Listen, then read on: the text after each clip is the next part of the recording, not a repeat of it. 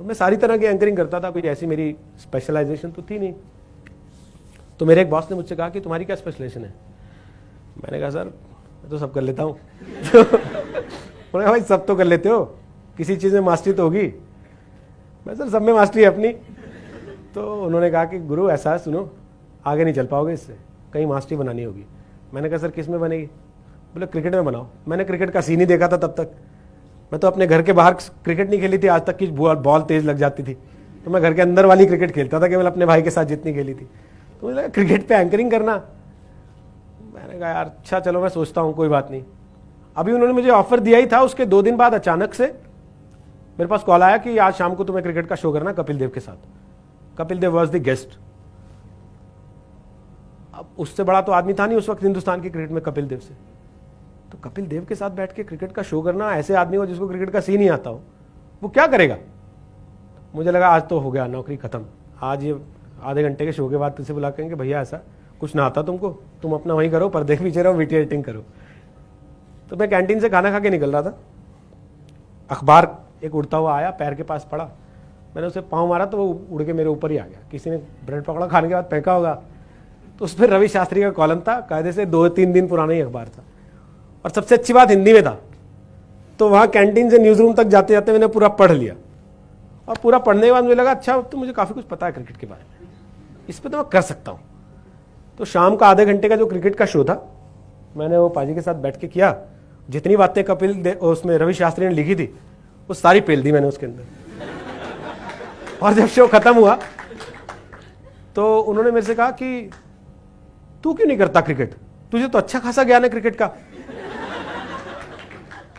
मैं अब उनसे क्या बोलता? मैंने कहा सर मैं क्या बोलूं इसमें, आप बोलो इन लोगों से, आप बोलोगे तो हो सकता है ये मेरे से करवा लें, मेरे को तो कोई दिक्कत नहीं है करने में। तो बाहर निकलते उन्होंने मेरे बॉस से कहा यार तू ऐसे मुंडे ने कराया करना, इसको बड़ा आता है क्रिकेट का यार, तेरे बाकी लोग तो मेरे से ही पूछते रहते हैं क्या पूछना है। तो हिंदुस्तान का सबसे बड़ा कप्तान आपकी पैरवी कर रहा है वहां पे खड़े होके, और आप सोच रहे हो कि यार मैंने गलत किया या सही किया। मेरे बॉस ने साथ ही बोल दिया हाँ सर कल से इसी से करा देते हैं, सुन तू ही कर लेना कल से। तो अब मुझे लगा भाई अब तू फंस गया। बट मैंने घर जाते ही क्या कहा, मैंने घर जाते ही सारे पुराने अखबार निकाले जो 5-7-10 दिन के पड़े थे, सब में रवि शास्त्री के कॉलम काट काट के इधर रख लिए बेड साइड पे अपने, कि जब मौका मिले सोते जागते उठते बैठते, टॉयलेट जाते नहाते खाते नाश्ता करते, बस वही पढ़ लो रवि शास्त्री का कॉलम पढ़ लो, रवि शास्त्री का कॉलम पढ़ लो, रवि शास्त्री का कॉलम पढ़ लो। फिर अपने एक दोस्त को बिठाया, मैंने कहा भाई तू मेरे को समझा दे ये थर्ड मैन क्या होता है, स्लिप क्या होती है, कवर क्या होता है, गली क्या होती है, मिडफील्ड क्या होता है, ऑन फील्ड क्या होता है, ऑफ साइड क्या होती है, वाइड क्या होती है, ये सारी चीज़ें तू मुझे समझा दे। उसने बाकायदे ग्राउंड बना के कागज़ पे सब चीज़ें मुझे समझाई सिखाई। और ये बात केवल उसे और मुझे ही पता थी कि जो आदमी टीवी पे रोज क्रिकेट का शो कर रहा है उसे ग्राउंड आज सिखा रहे हैं हम लोग कि कैसा होता है। पर मैंने वहां पे हौसला नहीं छोड़ा, वो रवि शास्त्री के कॉलम पढ़ पढ़ के ही 2 दिन 4 दिन 6 दिन 7 दिन 8 दिन 10 दिन मैंने 8 साल क्रिकेट के शोज किए, वर्ल्ड कप क्रिकेट कवर किया, दुनिया भर के देश घूम लिए क्रिकेट के, जहां जहां क्रिकेट मैच होते थे वहां कवर करने जाता था। और आपको यकीन बताऊं पहली बार जब मुझे सड़क पे किसी ने आके रोका, मैं कॉम्जम रेस्टोरेंट में खाना खाने गया था रात में निजामुद्दीन पे, तब नया नया खुला था, बहुत क्रेज रहता था उसका, बहुत भीड़ होती थी वहाँ, तब उसकी इमेज इतनी खराब नहीं थी जितनी आज खराब है, लोग परिवार के साथ भी आते थे। तो मैं गया वहाँ पे बैठा हुआ था मैं अपने दोस्तों के साथ 2-3, तो 3 लड़के आए आपकी एज के मेरे पास 20-22 साल के, भैया आप रोहित सरदाना है? मैंने कहा हाँ बताइए। आप जी न्यूज़ पे क्रिकेट वाला प्रोग्राम करते हैं ना?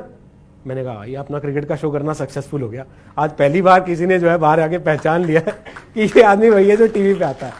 आप सोचो मैं जब अपने घर से निकला था तो मैं ये थॉट लेके निकला था कि भाई आप जब बाहर निकलो तो लोगों को आपको पहचानना चाहिए। तब वो 2006 में जाके 2007 में जाके मुझे लगा 2008 में जाके कि हाँ भाई अब उस दिशा में आपने बढ़ना शुरू कर दिया।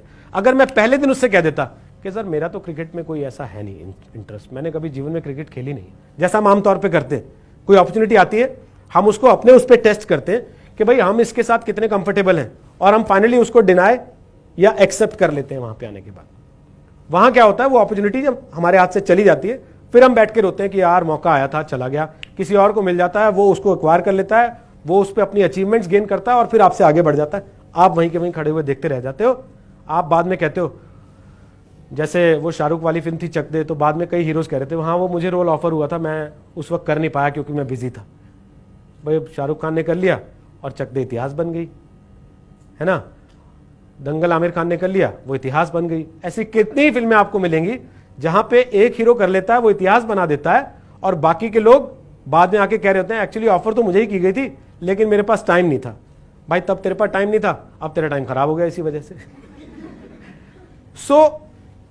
आप लोगों को मेरा यह सुझाव है कि जीवन में जब भी कोई ऐसा मौका आता है, कोई अपॉर्चुनिटी आती है, कोई ऐसी चीज आती है जहां पे आप हो सकता है उस समय उसके मास्टर नहीं भी हो, उसको डिनाय मत करो, उसको धक्का मत मारो, उसको लात मत मारो, उसको पकड़ो, अपने आप को जज करो।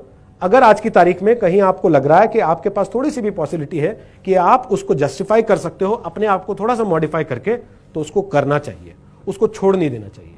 क्योंकि जब आप छोड़ दोगे तो वो किसी और के लिए हो जाएगी, और जब वो किसी और के लिए हो जाएगी तो आपका कंपटीशन आपसे वहां से आगे निकल जाएगा, आप उससे पीछे रह जाओगे। तो मैं आप लोगों को सिर्फ इतना ही आज ये कहना चाहता हूं कि हम लोग बहुत सारी चीजों में, बहुत सारे मौके आते हैं जीवन में जहां हम बहुत छोटी छोटी बातों से कि अच्छा इसने ऐसा कह दिया, उसने वैसा कह दिया, इसने तो मेरे मन का नहीं कहा, मेरी मम्मी ने ऐसा बोल दिया, मेरे पापा ने ऐसा, हम उन चीजों को जाने देते हैं और फिर बाद में हम पछताते हैं।